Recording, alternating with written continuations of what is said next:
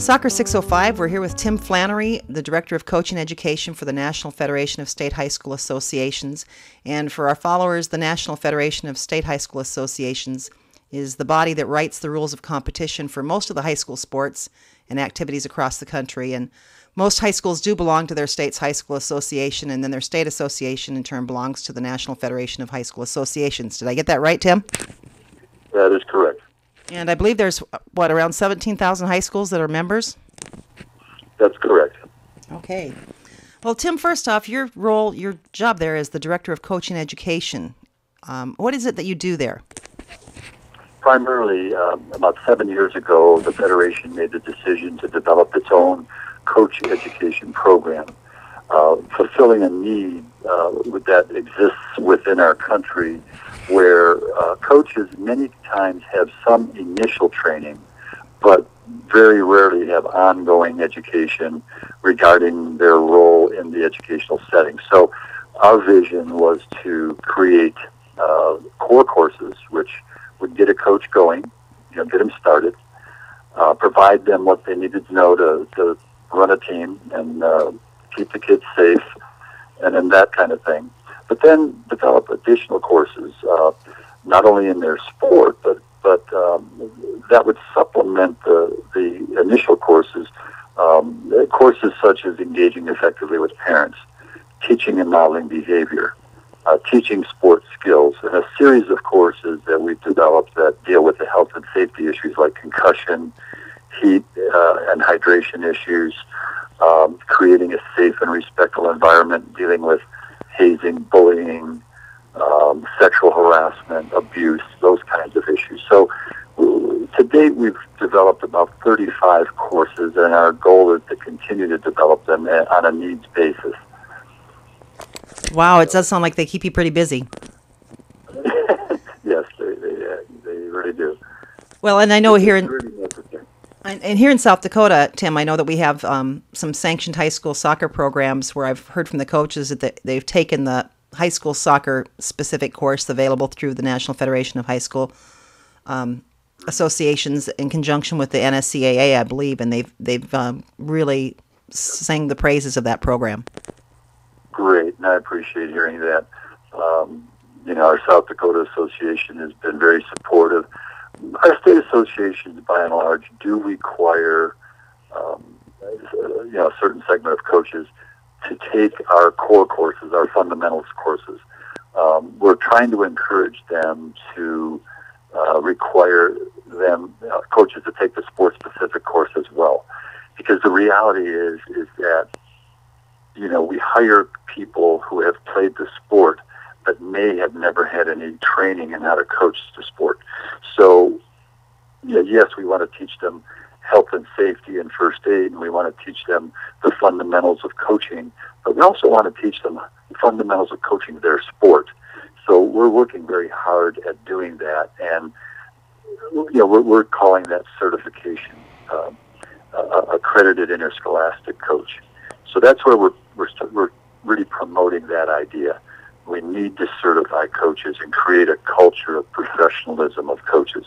We often remark that you have to have a license to cut hair, to do nails, to get your car fixed, to be a teacher, a lawyer, a doctor. But here's an adult that deals with kids 2 hours every day, 5-6 days a week, and by and large, all they have to do is take a course, and that's it.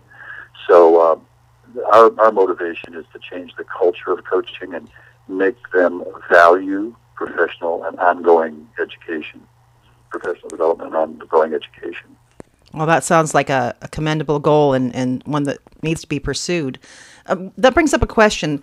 We also have a number of high school soccer coaches in the state at this point in time that you may not be aware of that are not participating in sanctioned programs, but they're coaching club soccer through the high school. Are they also able to take that course? Yes, of course. It's on the World Wide Web, and we do get parents and people from other countries, for that matter, taking our courses. They hear about it and they go in and check it out, and they like what they see, and oftentimes they come back and take other courses, and so yes, absolutely. Wow. Well, I know that you're busy today, and I don't want to take a whole lot of your time, but I appreciate you taking some time with us. And and you actually have taken some time away from a panel that you're presenting at. You're currently at the in Aspen, Colorado, at the Project Play Summit, which has been organized by the Aspen Institute with some support from the Robert Wood Johnson Foundation. Can you tell our followers what is the Project Play Summit and what prompted it? There's an ESPN writer, Tom Ferry, who has written a book called Game On, which sort of is an expose on sports in our country and the race to start at a younger and younger age, realizing that our dropout rate is now also lowering. So kids, 70 to 80% of kids drop out of organized sport by the time they're 13 years old. So Tom has been very passionate about this idea of we need to provide kids age-appropriate activities, introduce competition at an appropriate age. In other words, get away from playing 50 hockey games when they're 6 years old. They hardly practice. All they do is play games, and that in itself isn't so bad. But it's adults, keeping score and not realizing that all they're doing is racing to the day that these kids will stop playing that sport. So the whole mission of this Project Play is to how do we keep people active for life? How do we get them to stay in sport as long as they can? And how do we get them to continue to do, in their adult life, sport or activity, for that matter? So I think that in what Tom has done a very good job of is bringing together some of the top leaders in national governing bodies, in sport organizations, from the medical community, from the business community, and from the political community. So he recognizes that it's going to take a concerted effort to get any kind of change or movement in a different direction. In a nutshell, sports in our country is pretty much upside down. It introduces competition too soon, and it's identifying talent too soon. It's not recognizing the age and maturity of kids, and therefore, kids are dropping out because they don't even have a chance to. They may be too small at 12 years old, but guess what? They might grow 5 inches in the next 5 years. So we've had some interesting discussions, to say the least. We've had a lot of panels and a lot of brainstorming. So it's been a very interesting experience. So what has your role been there at the summit, and what is the role for the National Federation of High School Associations? Well, in that the National Federation of State High School Associations represents approximately 7+ million kids in sport, and we also represent another 4 million in music, speech, and debate. A lot of people don't realize that, but we do provide resources and services to schools in regard to music, speech, and debate. So we represent a large segment of the community, and of course high school sports is an institution in this country. It's the only major country that has sport to the extent that we do. And there is a great concern by the Federation, by our state associations, about putting winning ahead of the educational outcomes. And by that I mean the reason sports is in schools is because as educators we believe if coaches intentionally use the sport experience to teach life skills, being responsible, working as a team, being honest, working hard, that it's a great place to do that.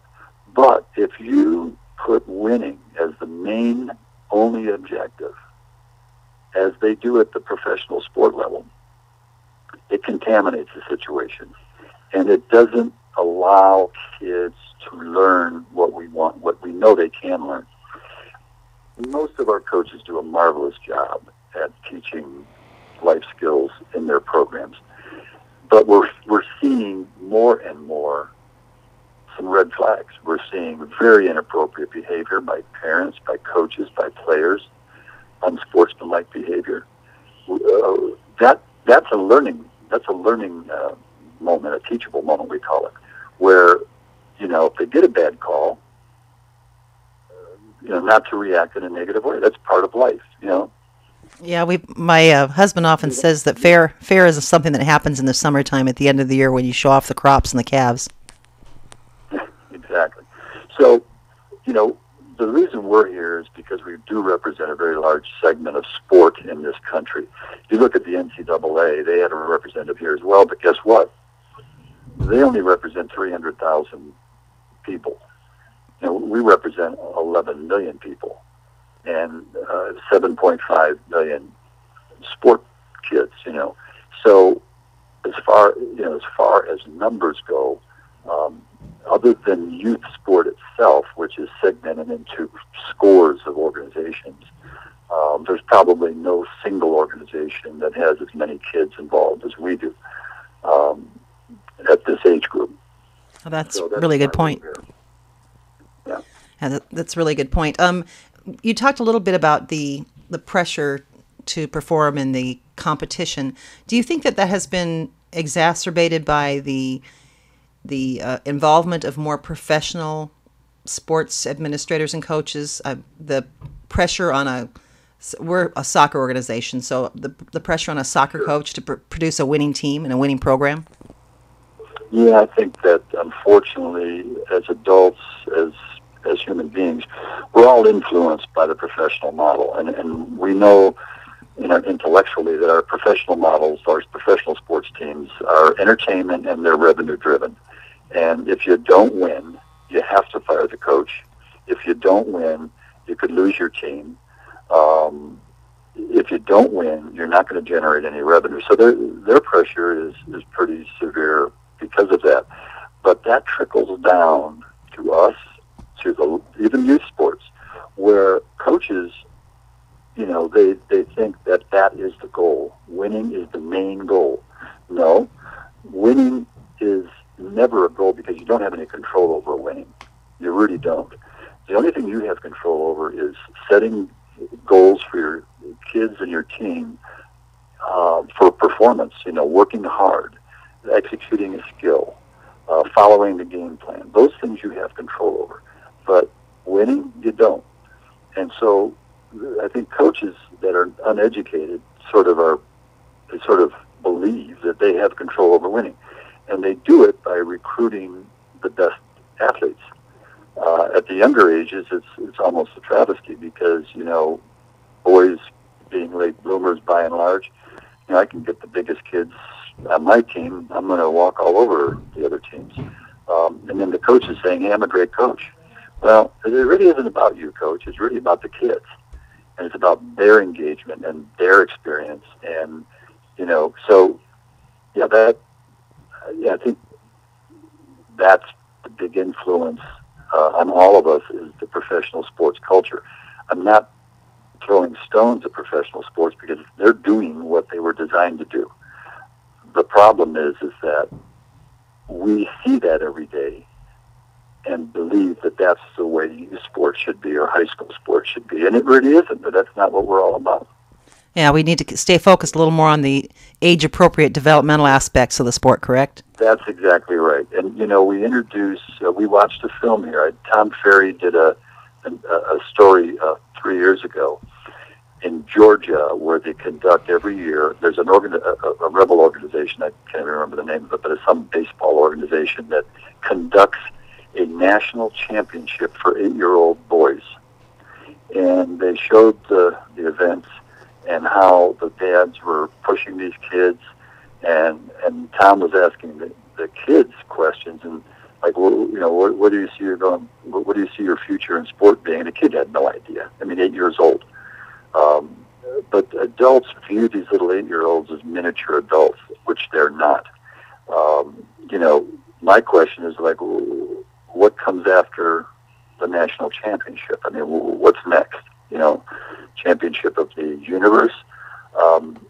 So in his book Game On, he sort of exposes that these kinds of things that are going on, and they're being driven by entrepreneurs. They're not being driven by organizations such as ours or the legitimate organizations that are out there.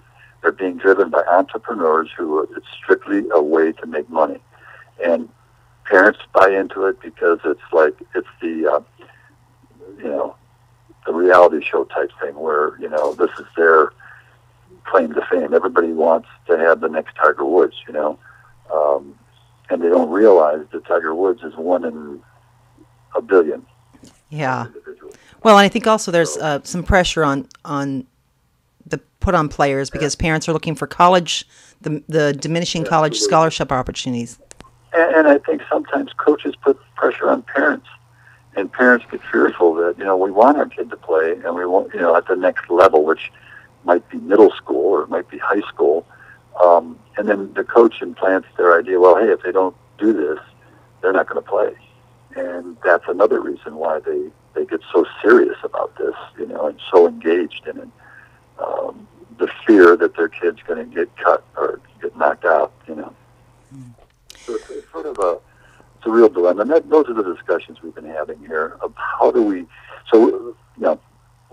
we know what is appropriate at various ages for different sports. So we're working with U.S. Soccer. We're working with the governing bodies to develop a system that requires their clubs at the local level to follow this template. You can end up with some rebel programs out there, I am sure, but we're about doing what's best for kids, keeping them engaged for as long as we can, keeping them active for the rest of their life. We still have coaches that use fitness as punishment, and that's a real negative because when the sport life is over, kids become very sedentary. The other big issue here at this conference is the obesity issue. Kids just sitting on the couch watching television or playing games, and we have data that shows this generation of kids is going to die 5 years younger than their parents. That'll be the first time in history that that's happened, isn't it? Well, yeah, we've been growing older and older, and all of a sudden this generation's not going to be as old as my generation, and that's a terrible thought. And so we just think it's a crisis, and I think that things are, we recognize this, we know all this stuff, but there hasn't been a concerted effort to change the paradigm. So it's not just about sport, and it's just not about competition. It's about living a healthy, longer life. Well, and you mentioned the obesity issue, and one of the things I was watching on Twitter that has come up quite a bit in the conversations is a new term to me, physical literacy. And I thought maybe it was another term for athletic intelligence, but the research I did indicates it's a term that's been in the language quite a bit in England and Canada, but maybe kind of new in the U.S. Can you tell our followers what it is? Yes, and you're absolutely right that it's a term that has been introduced by Canada primarily, and they probably did get it from Europe. But by definition, it's basically what we want. Physical literacy is being able to perform physical movements progressively more complex as you grow older. So one of the things that happens when you grow older, for example, is you get dizzy and you fall down. And I'm laughing about it because that's what's happening to me right now. But by staying active, you keep your legs strong, keep your core strong, so that you can get out of a chair and you don't have to lean on something to get up. You can climb a set of stairs without having to hold on too tightly to anything. The whole point of physical literacy is to live a longer life. So one of the things that's been proposed here is that in school we have literacy for math, science, language, so on and so forth. So we really feel strongly that we need to develop some standards for physical literacy. So, back when I was in school, we had the physical fitness test that everyone had to take, and you were graded on that. So, If you did this well, you got an A. If you did this well, you got a B, and so on. So this physical literacy thing becomes the ability for a human being to perform certain physical skills with proficiency, and you have to perform at a certain level to advance. So that it becomes as important as math, science, and so on. And that's going to be tough because our schools in the last 20 years have gone just the opposite direction. We've gotten rid of phys ed classes. We have kids here from Aspen, Colorado, that the kids have had one semester of gym, phys ed, in their entire 4 years of school. That's it. We, compared to other countries, have less recess time where kids can stay active. And it doesn't have to be sport. It can be any kind of activity. We need to help parents keep their kids active while at home, both inside the house and outside the house. The standard that the health department has come out with says an hour a day, every day. And, if you do that, you have a better chance of not becoming obese. And you have a better chance of, being more proficient in these physical skills. So this term physical literacy is one that everybody in the room could agree on. A lot of other terms that were thrown out, we had disagreement on. But physical literacy, because, if you say sport, half the country could care less about sport. Mm-hmm. If you say recreation, a lot of people don't care about that. If physical literacy applies to everybody, whatever you're doing. You can do it rock climbing, you can do it taking a walk, you can do it playing a sport. You can maintain that literacy throughout your life by doing those things. Well, again, that's a new term to introduce, but it sounds like it's one that needs to be introduced. And it does, and you will hear lots more about this in the coming year or two, yes. You mentioned that there were some terms you didn't agree on in the room, and I think there were probably, around 80 people participating there? That's correct. So what is the overall tone? Is there a sense of hopefulness and a sense of direction? Yes, I think the people in the room, they're all game changers. They're all people that, make things happen in their organization and in their world. And I think that there's a very, very positive feeling. Tom Ferry just got up a few minutes ago and said, because we're winding down a little bit, we have one more session tomorrow, but he says that this foundation grant will end next year, and that's when the report will be made. And he said that may be frustrating to a lot of you because you're ready to go out right now and let's go change things today or tomorrow. And he says, it's not going to happen that way. We're going to take this next year, meet with a lot of other stakeholder groups to get buy-in. Because even though we have 80 people in the room that are very influential, in this country we have hundreds, maybe thousands more that are out there that we need to have dialogue with. So I think Tom's right on about that. I think we need to talk about these things, listen to people, and then when his report comes out, it'll be one that people aren't going to be surprised about it, and it'll be one that will be easier to take action on. So I think the mood in this group is very, very positive. Well, that's good to hear. And he raises a good point because this crisis didn't happen overnight. Absolutely. So it took us 35 years to get in this mess, and it's going to take us, they had some staggering statistics, which I don't have in front of me, but they surveyed all the major countries in the world, and we are by far the most obese, and we are by far slowing down the fastest, which means it's getting worse. It's not getting better. So we need to get people moving again. I did see one of the statistics that was tweeted out, and I don't recall the exact numbers, but I think it said that 17 developed nations were surveyed, and as far as obesity and inactivity, the United States ranked 17th. Exactly.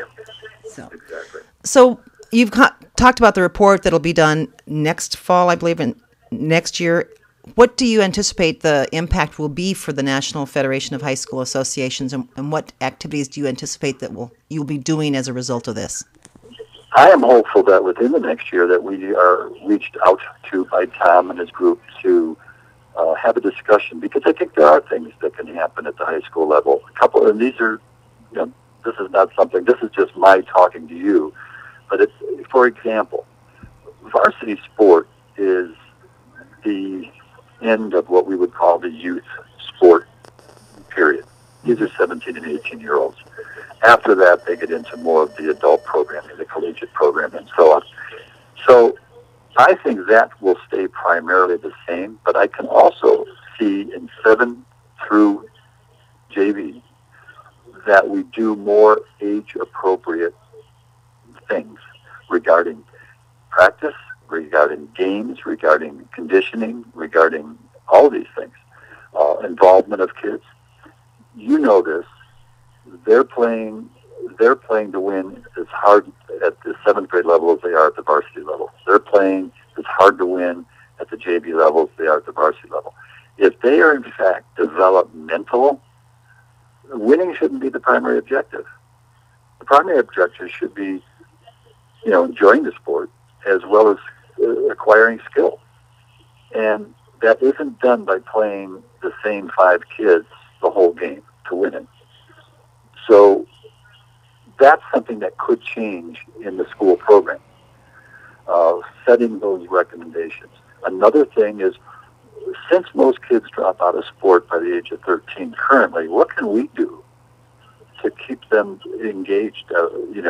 We can add sports, we can add intramural programs, we can redirect them, we can educate our coaches and counselors to understand that when kids are cut from a sport, then it's important for us as educators to redirect them into some other activity, whether it be a sport or some other activity. We owe it to them. I mean, we've become in high school sport very elitist in that regard. So I think we have a lot of areas that we can improve on. And I think I would not be the primary spokesperson. I think our member state associations, our member schools, we'll have to engage them to get their feedback as to how do we make more sense out of this experience? How do we keep kids involved, engaged for a longer period of time? How do we increase our participation numbers? Ideally, we should force kids to participate in something. We should be saying you are required to do this. If you're not playing an interscholastic sport, then you're required to play a club sport or an intramural sport or, all of these activities, chess or whatever. Well, maybe it requires adding some components there for high school graduation as far as hours and requirements. We would love to see it, and that's a little bit out of our control, but we would certainly support physical literacy as something that you would have to test out of, or it's part of your diploma. What we know is that kids that are physically literate do better in school. They're much healthier, much more energized. And kids that are not, struggle in a lot of different areas. Well, and we've often said that, soccer players are the smartest students, so we're a little biased, perhaps. Well, soccer is great because it's so much fun to play, and it's so active. You're in constant movement, mm-hmm. and it is a great sport from that perspective, and a lot can be learned from that. And I think soccer was here, and I think they're listening, and I think they're going to hopefully over the years make some changes as well. But one of the good things that soccer does is involve one heck of a lot of kids in this country at a very young age in an activity. And I think small-sided games is a brilliant way to keep kids engaged at a very young age. And we need to keep those, up until a certain age. We don't want to rush them into these competitions and these travel leagues and all this other stuff too soon. We don't want to identify the quote talent too soon, because we eliminate kids who may not have matured. And I think we've been fortunate with soccer to get a number of people on our coaching staff, national and regional coaching staff, who have come up with recommendations that have been adopted, I think, a lot across the country for small-sided games, smaller rosters, raising the age when they can start being competitive, and I think that's really been a benefit for soccer. I agree. Well, if I'm hearing you correctly, I want to sum up here. I'm hearing you say that we need to get kids up off the couch, get them involved playing, whatever it might be, and keep them playing for life. Is that about right? That's exactly right. All right. And I think that will make our country stronger, kids live longer and healthier, and keep the healthcare costs down. There's not a negative to it. No. Well, we appreciate your participation. I had no idea there were so many kids that you represented. Yeah, absolutely. Listen, thank you, Carol, for the opportunity, and appreciate it. And sorry again for the delay. Well, the work you're doing there is more important than the time that we get this interview put up. Okay, my dear. Thank you so much. Thanks, Tim. Take care and keep us posted. Will do. Thank you so much. Bye-bye. Thanks.